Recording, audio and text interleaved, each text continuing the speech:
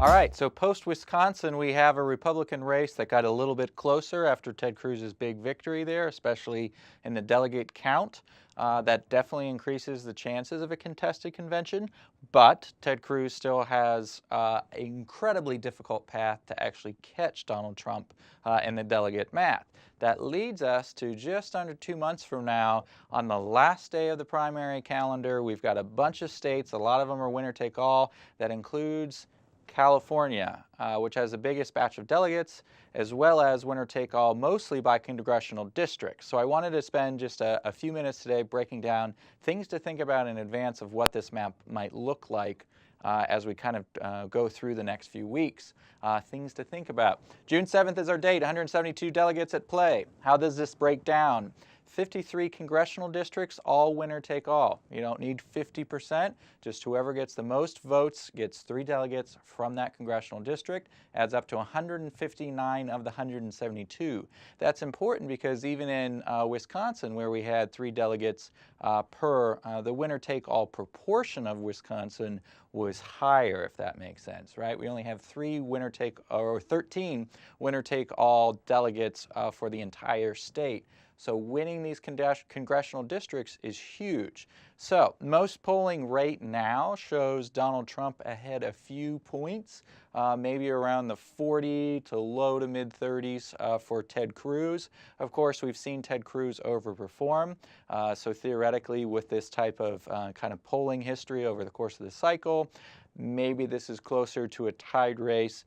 But here's why it might not necessarily matter as much, even if it's plus or minus 3% statewide again. We've only got 13 of these delegates there. So what does the map look like right now as far as where Ted Cruz is strong and where Donald Trump is strong? Based on the field poll, which is one of the best ones in the state, Ted Cruz is really strong in 2 areas. This is the Central Valley here in the red, and up into the Sierra Nevadas up here in the top, kind of with these green counties, right? These are different regions of the state. This is Congressional District 1, right? Big congressional district. So what jumps out at you? Well, there are not a lot of congressional districts in the Central Valley. What does that mean? There's not a lot of population there. This is the farming kind of hotbed of California. California is a huge agriculture state, and it's all here through the Central Valley, Bakersfield, Fresno, on the way up to the east side of Sacramento, and then we get into kind of our Sierra Nevada districts here along the Nevada border, of course. We've got Tahoe up here. So what happens here is essentially, you've got to remember that this is a Republican primary in California. So congressional districts are based on overall population in a state that's heavily Democratic, as well as independent voters that lean Democratic.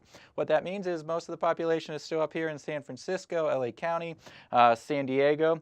That's where the population center is. There are a lot of congressional districts there, but a lot of the Republicans are out here, which means that Ted Cruz is in some of the less populated counties out here statewide, but proportionally kind of the hotbed of the Republican vote.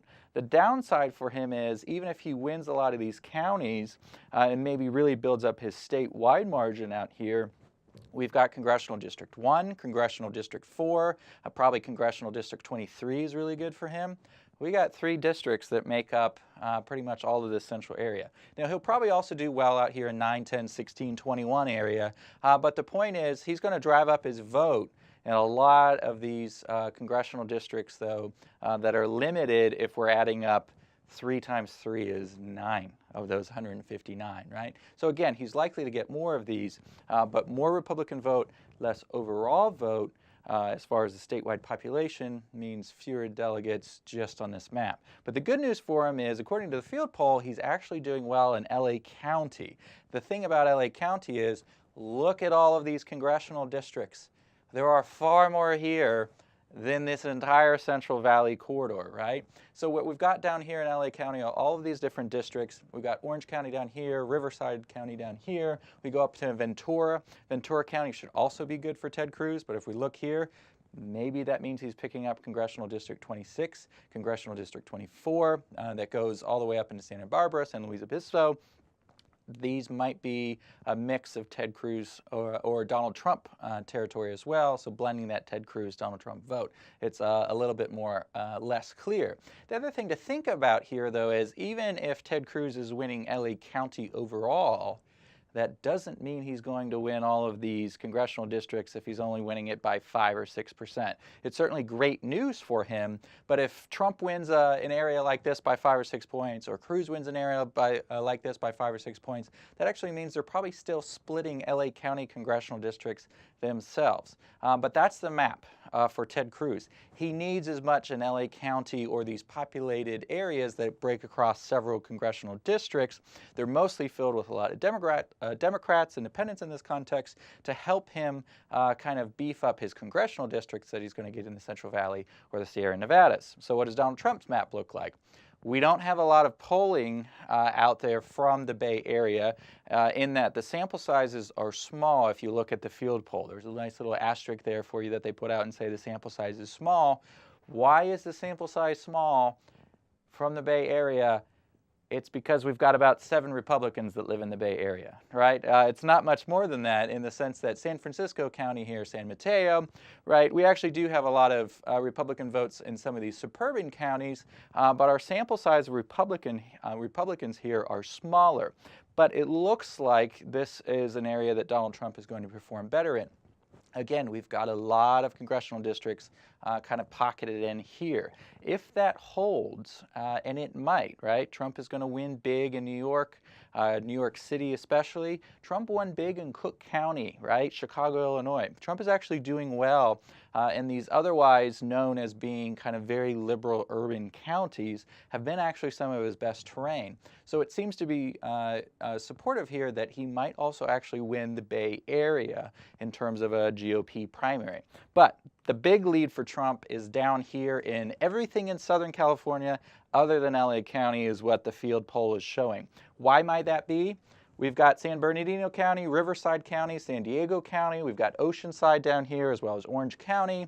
Essentially, this is a very Republican area of the state that is more military-based. San Diego is a huge military town. Oceanside, huge military town, as well as this inner desert area. This is the Inland Empire part of California. There's not much out here except coyotes and desert and heat. But why might that be important for Donald Trump? Even in this kind of unpopulated region of the Inland Empire, couple that with San Diego County, he's done very well with military voters in South Carolina and North Carolina, places like Fayetteville. It was close statewide here in North Carolina, but he did very well around Fayetteville. He's likely to win these San Diego counties, suburban counties, as well as these Inland Empire counties, which at least equate to Ted Cruz's victories up here in the less populated regions of the Central Valley. The other thing to keep in mind here, these border counties of Arizona, Trump won between 50 to 65, mid-60s % of the vote. That was when Marco Rubio was still in the race. Counties like Yuba County over here, this is Trump terrain. He has already not only hit 50%, he's hit over 60, 65% in a lot of this area. There's no reason to think that the California side of the desert might not be similar.